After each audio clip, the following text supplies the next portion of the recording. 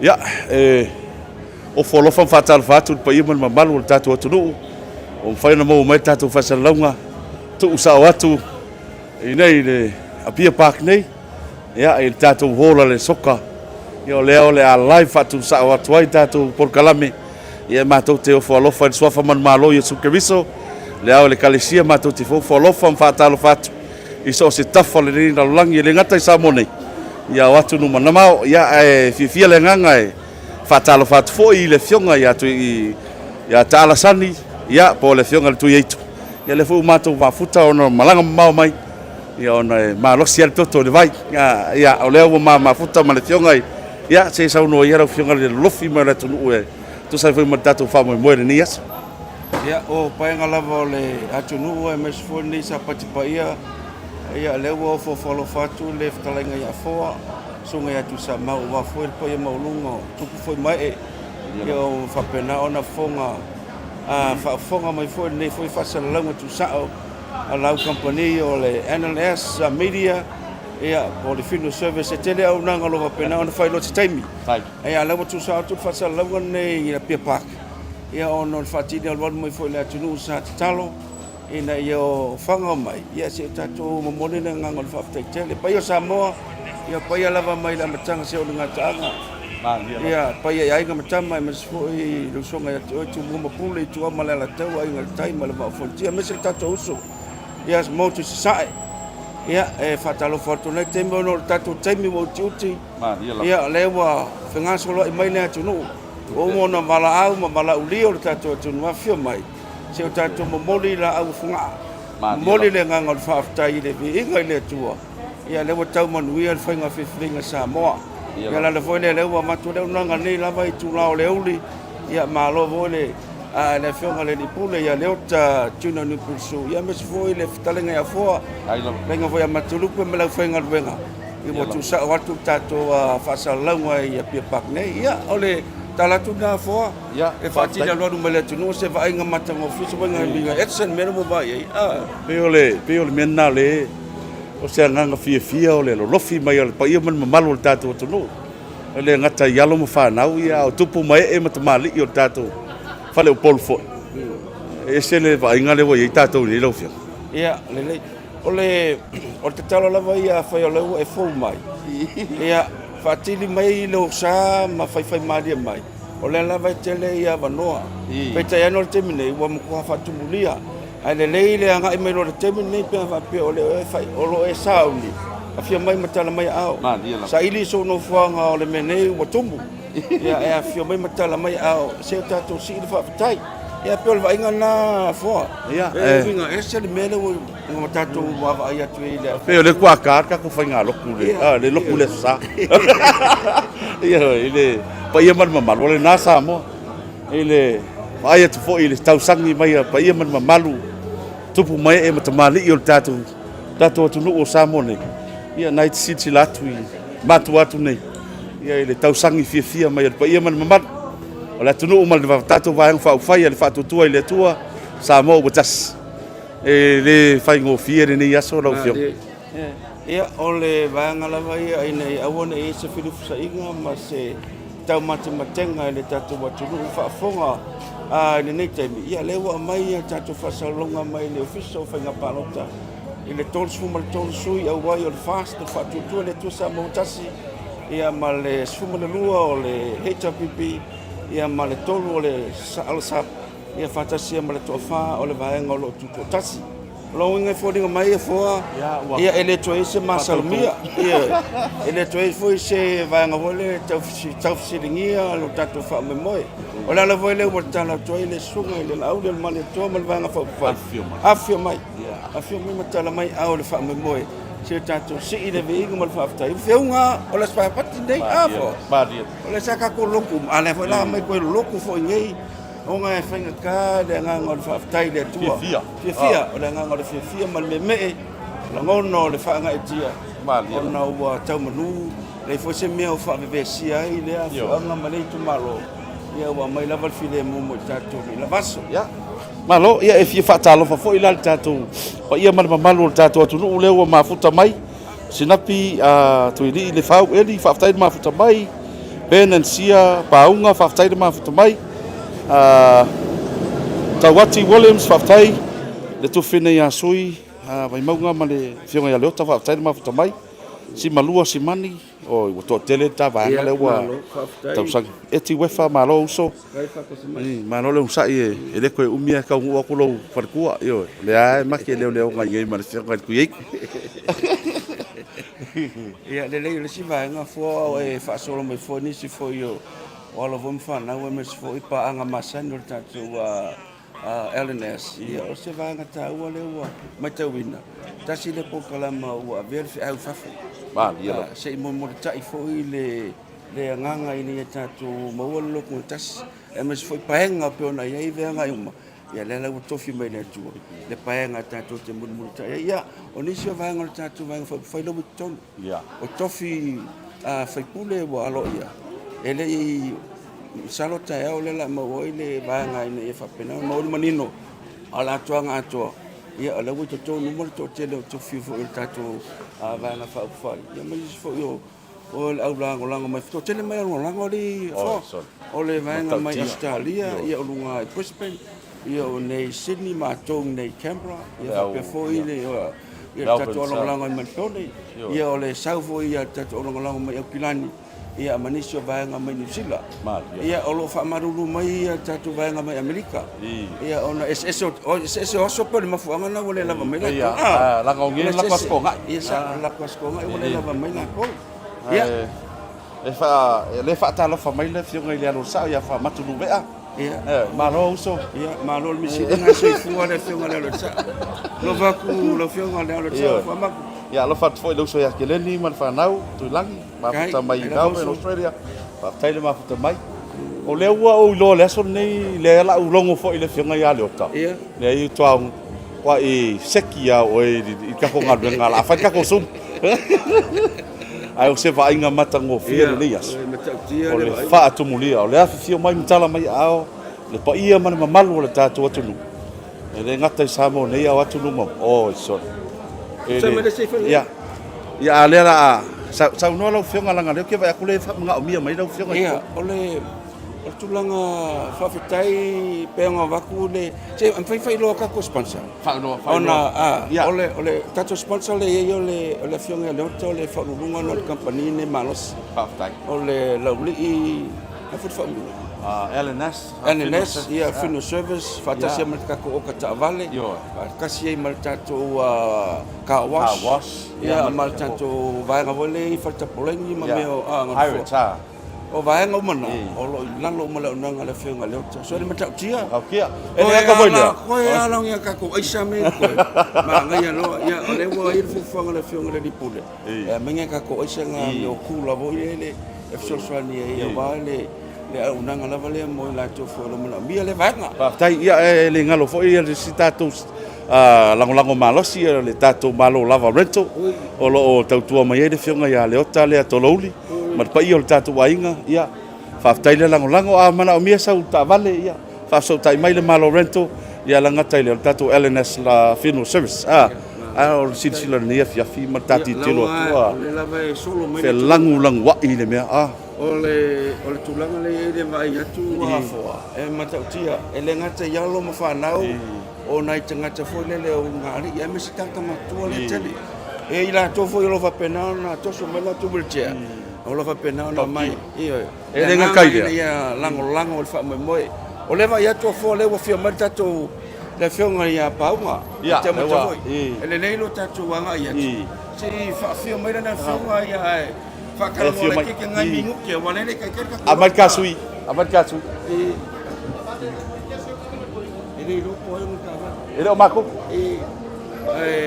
kulanga penga ia le wo fia mai na fionga paunga fo a fai ole a fa kulanga le wo ia le fia Cessna le la fio mai le fionga se fai lo aku ia ma sa wo mai foi sa wo inga ia fa penga ma lo ka vai foi tu fa mai fo le si vanga o le tulanga skula aki kwa malu pui skula aki wa kwa wo si sui le ia fa bo la fa po ko lo fo lo ma penga le voy mai ta watu fo le fio mai le consulo Samoa e ulang le fionga ia Potsalu le mai te watu Aftai.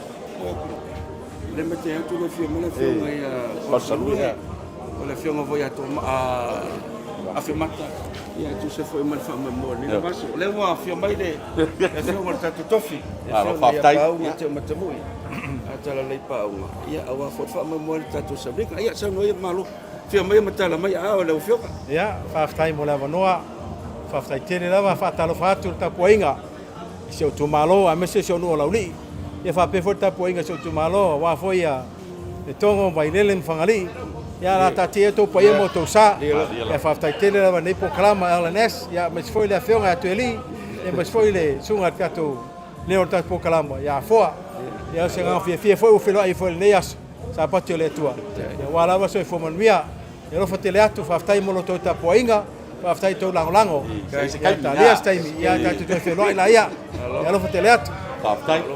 alo la e msala le wa ngo falele le fionga ia paunga o le fionga vai te mtu amuli se taimi Samoa a me se tatu tu malo vai mo mo ona felo sta tu tala ia tala fatu mo la felo inga fatu ela va pena ona fai le tatu fonu malai fai tau vai Samoa e me fu tatu tu malo va fai tele le fionga le la fai ko mo marka ko sa dinga ia mangia le kalonia le faftai Ia lena ua sila foi u sau no tatou sui fa le sui fa lioli sa tatou taua. O le tatou sui le ua ia ua mauti noa. O le tofi le tu malo. Ia o le ua fio atu ia pa ia man malo tatou ofia e tonu ia o ma aia ma le nganga fia le tau sangi mai o tatou ofia. Alo fia. Ole mai te watu I le vailanga lele mau watu I tatou ata foi.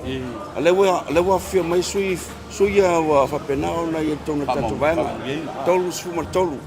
Le wa ngaso la I tonu mero ila tonu foanga fapitoa ia wan tatou fai ngalotu nela ma fiafi. Ai mai te watu le ma kwa ma losi de solo mai o le tonu. Foa ani se foi sui le vai atu le o famunino la to fa moi o le la vai fati le lo mai ta fa moi lango la to e uma a faina ave cielo na tu lango tatu vai e ate fa fo tatu sponsor va mo le fo se ko fa lo ko lu ia mo moana moli fa tai le fionga ile li pule le fionga ya le ota ya mesi tatu LNS Funeral Service o le LNS car wash LNS live I le tatu por kalami ia fa pia le LNS Harwich tatu fale ie o ngofoa malaulau ia le fo o maua le vanoa lau fio mo sirfia o tatu por kalami ma le LNS o so o se fala lava ma so se me na mi tatu nu o le wa fa nga fua ia fale ie ma me a wa por kalami na o me nu ele a fie tatu nu I me fala a o me tatu nu le wa sau no manino tatu e fa nga e tatu a fali ma me fa pena ma lo va tai le fio le puli le wa ave fo na nga matango fio ma fa ma venga le nga tatu 2 milioni por lo que e le wa la ko I ma va ko fa so le fio le puli e fai fu o mo le nga le tono tatu no e ni fa la ve no tu mai ia patalo fatwai la inicio tatu ia vai loa samu fetu fa talo fatu lo so ia vota tan vasa ia a fo al maro ko tu autu fe so lai mika ia le talenga to mika lo fatu so ia o Princess Loine ma lo fa tai Dominic le loa manoa vai pua fa tai ma futa mai ia pe to titi ia o le fo ia fa talo fa le finga le sa fa piti le mata mai le finga sa fa piti te mini ia fa talo fatu lo finga sa ona fa pito ia tio salvalasi la wa fionga le niu tu fai ono le tum ko le tato nu o le sa oli o le vai maunga ma lo va tai o le pale le o le pule foi le ia le wa inu mali e le tato ai nga ma su tato nu le wa tu la tato tofi tato walna wa foi ni tu la ngo o tato fai nga fifilinga vai maunga mo do ar tai o ne ve palo te me tato fese se ai al mato talo la ngo mauna meuma ia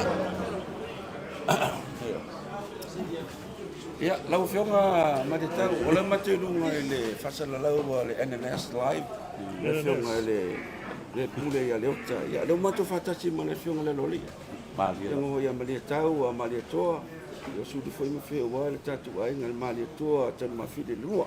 Sa no ia la ma fu anga wa fio mai ai ma le tau.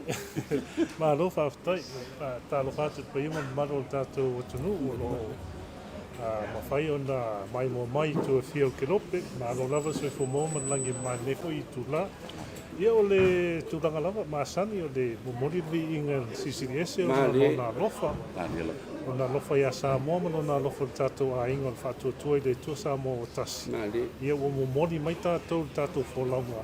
I se tūranga manuia ia tātou I pēr la le CCDS o wana lese nono na lofa. Tātou te rea uria mai le nei aso. Ia, o tūlanga ese leo tātou fia I nei. Ia, o tūlanga nā o fionga. Ka kele ka mo fa le le fionga. A ko mo le nganga wona le o tibia lo lo mata tu tunu. O le talo na ave le fionga le tatifono po tai ko le palmia fa do. Ia le o ye le fa mo le so fa tai le o fionga. Fa fo na mo le no tatu fida I. Ma fai sa sa no nga wa sia sa no mo sa no la fionga. O fionga le lo le. Tai mo mori atu le fa tai pa ia man o tātou tunu. Ai mai se ia tātou au lango. I tu e fio kilope, whaafitai lava I tau te talo, whaafitai sosoani sa tu I na mai, o nei ua taunu manuia tātou wholaunga, ia e tu mau pēr tātou te talo mana anu pongi, e manuia tātou wholaunga mo le isi rima tau sanga, ia malo lava. Whaafitai lo mua, whaafitai, tai rau. Malo. Ia, lela atu tātou kia mai I tātou vaenga, I le afio mai ma tala mai ao pa ia tātou watunuu ia silsila atu ia o tau sangi mai le pa ia man mamalu tātou watunuu eo a lo tātali ai le afio mai o le fionga le taifono ia o tātou panmia fa audiori ia le fionga le la audio le mali toa ia o te loa i o toi mamau la fionga to ai tau nuu le fionga ile eo ai mo le taimine ia o le silsila atu na tātou watunuu I tau sangi mai o pa ia man mamalu le ngata I tupu matamali. Ia, maseo. Ia, whatalo whatu foi la tu whine ia tamali Stanley, ia, male ainga, mafuta mai. Ia, so wheni, seu, pui, tongia tea, lau whau ofa, whaatain mafuta mai. Eo jay, malo, la fonga, leu se la fonga, mea pala le sa, whaatain mafuta mai, am tua nai, jay, jino matu whaftaina mafuta mai leu so ia ngaulua I whenga e stasi vona sui langolango tato mafutanga mai o Western Australia whenga mtona I le SJ whaftai whatasi mai ia leo te vai ato le mafuta mai leu so ia ngaulua ma le ainga mai Hawaii whaftai uso tai le roto nuu whaftai le mafuta mai Yero sa Yere sau malu Whaftai na mafuta mai tau maselusi e rome le lavanga. Whaftai na mafuta mai. Vitale Elise, whaftai na mafuta mai. Vai ali ale mali toa talo male ava le uso afi nau. Ia, talo fa talo male ava. Talo male ava ma lo sa. Mali toa. Yo ma lo sa I marota talo. Talo.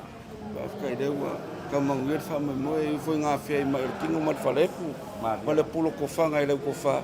Ia ma ko kar kunga nga kingo fo kalo mai ne mo manuia tapo inga. Le fengo foi a paua. Alo, ia.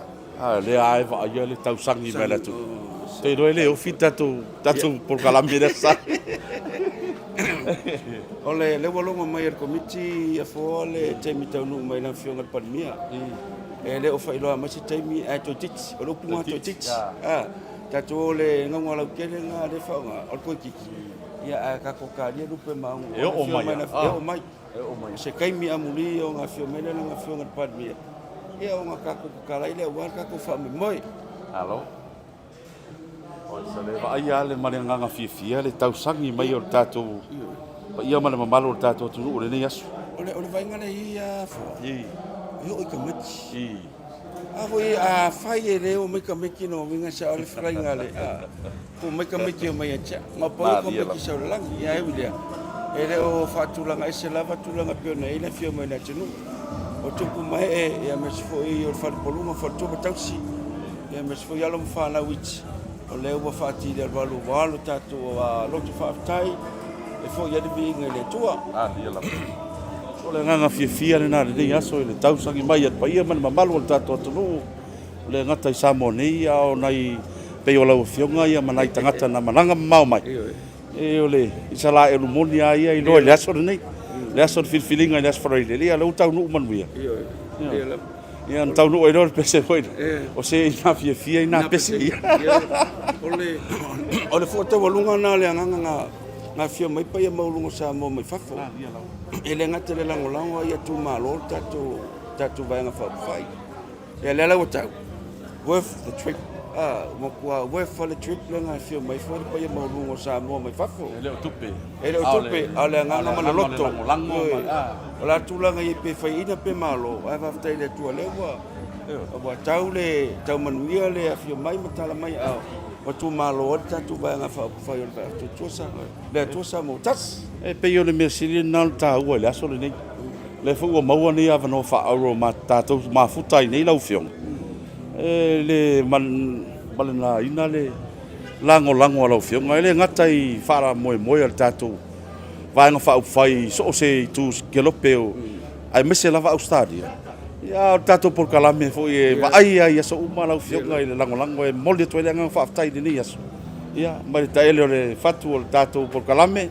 le fionga le lipule mai se ia tatou LNS funeral service faaftai mo lo long le a ua tini tau no ul fa moe o lo e tau walua ma e sisi ale fa malama ma e fio mai mtala mai ao ia le ua manuia fa moe o tatou sui e te le o alo la vai le atola o le nga faaftai na faaftai la fionga ia e tu sai foi ma tatou ai o le ke vai ko le ka ko sapora si e fia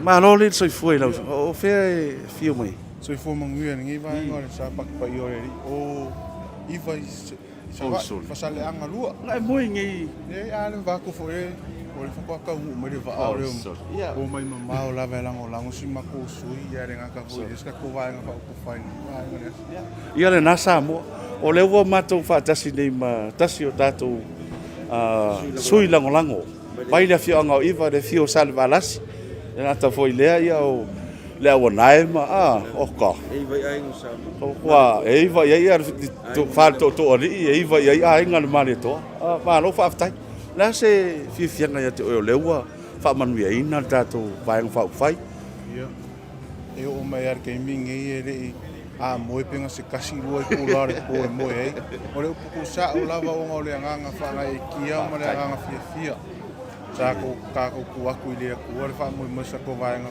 fa mai lava le makanga ma le kele ngai me pas kai le ku le o kari fa ali ka lo sanga mo le ka ko vai nga fa ia so fa tai lava tele I malo voi le sa ngo ia ma mai fo ia le ku lo su ia ia o ke mingi ere se fulima fo ala va tau o manuia le tau whenga sui le whenga mange le o le maua se alo ia le aso tai so nai le mamao o si man malo se chapi e la mola mno tai tu fatiti le tu le va ma fa tene mo faafetai uso le malo faafetai le mari fio mai fio mai ia le vo mo le no i le fio fio mono le sui sa tau vai le tato tu malo va fonti e se sau noa fi mono le wo fa fu ma tatu wa tulu ia I lungo le NNS live ia fa sau noa ia ma fu anga fu le so ia me se fu ia ano liu vo I pona ia fa me mo to na ia ia faafetai tele lava mo lava noa I lau fionga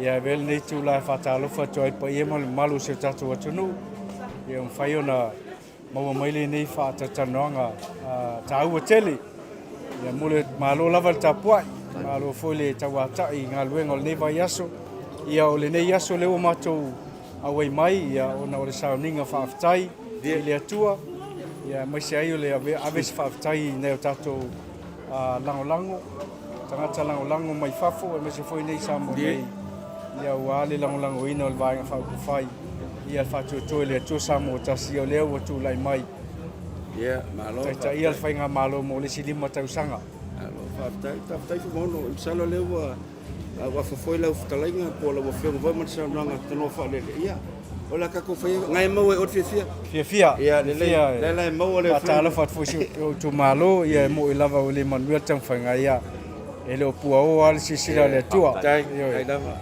e oso pele la e le taimi menino ia vaenga Malo fa tele fa molo o le sutava le tu malo va fonti ia me se fai tatu fa molo ia va tai mo temi thank you ia vai ani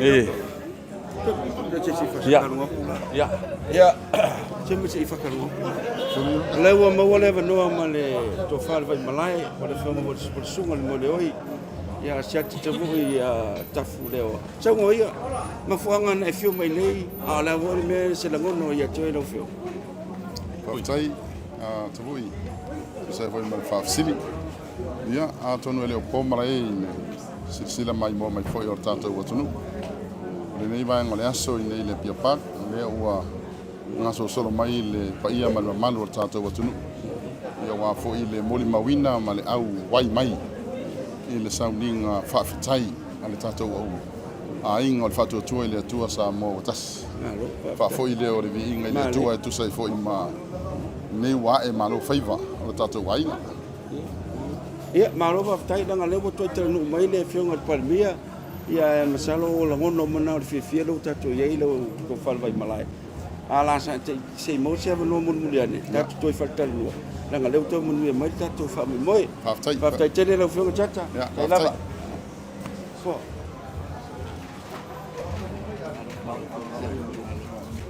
Ia ora naua to ai tau nuu le whionga le lau le mali toa le tatai whono le tatou vang whau whai. Ia leo to ai tau nuu ia sila whia. E tau nuu loa le tatou malo whalolongia po le whionga le lau le mali toa le tatai whono.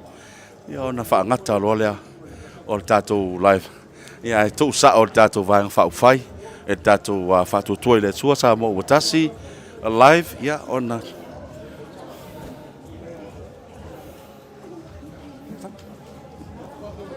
Ha? Ya, lau whionga tui lisan. O le kako komiki le kako ngui le whionga le kongo. E mboli le ngang whaftai le whionga ia leota, ia le whionga foi. Ia tu sai foi ma le tatou whamai moe. Ia rasau. Sau noanga lau whionga o le wa e malo tatou. Ya, malo whaftai tu sa mau. Vange foi kafu o le whionga i salvalasi, whionga tuilangi. Ele fai ki kiel whaftai mal vi inga ile atua. Ia, ua tau pule le atua ma ua saho i manu tatou wholaunga. E meise wha moe moe a. Le ngai al whaftai. Ia, ele ia se le tatalo kakalo uma o aia kofi me le atua. Io ka konga. Ai vi ia le akua whafkai kako au lango. Whafkai hui kako ko miki sa ngā lulue. Ia, o lea ua saho i mangur kako wa ko fiar kako. Lea whionga i le ngofu ao ia pau. Ia. Lei se ke e fingalo le ri. Ah, ka ke le lava lang kako. Ko miki ma kako ai.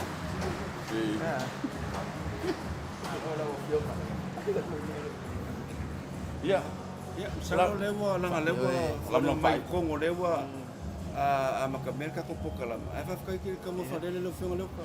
Kai voi le sa usia ko ka komiti ia le ko maro le se skala ko fai ia le ko ia ka ko fle ko pa tele Whaftai.